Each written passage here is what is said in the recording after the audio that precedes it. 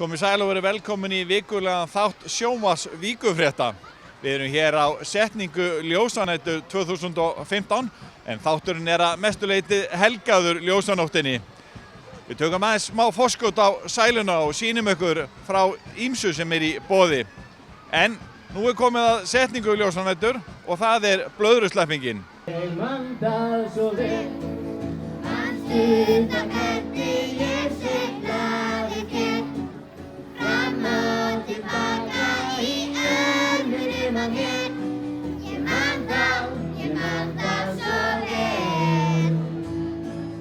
Út í þessar minningar, velja mig, gerðu það leið mér að leyna þig. Í síðasta skiptið hafið, í höfnin á mér og ekki stelpa.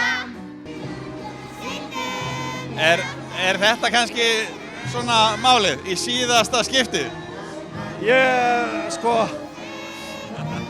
eiginlega get ekki að svara þessu. Þetta er alveg mögnustund, alveg mögnustund og ef ég ætti að skera úr það núna, hvort að við sleppum blöðrum á næsta árið, þá myndi ég nú sennilega að vilja halda í höfðuna, Já, það er mögnu stemming þetta. Það er mögnustemning og sjá þessi blessu börn og hvað þau hafa gaman að þessu.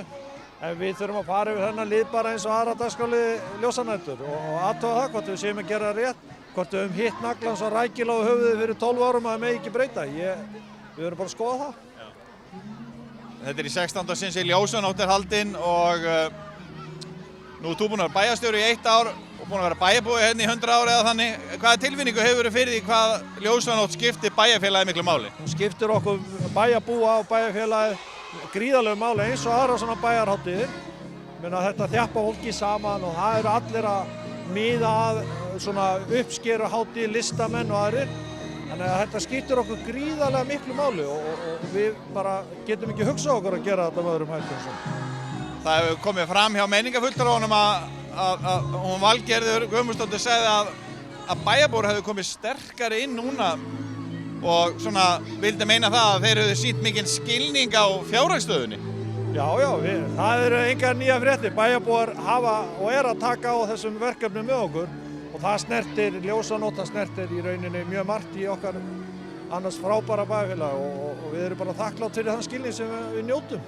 En þetta eru góðu dagar framundan? Góðu dagar framundan og við ætlum bara að hlakka til og ég var að segja við krakkana hérna áðan að veðrið skiptir engu máli. Það er það sem við hugsum og hvernig við stýrum okkar hugsunum sem skiptir öllu máli og við ætlum að njóta.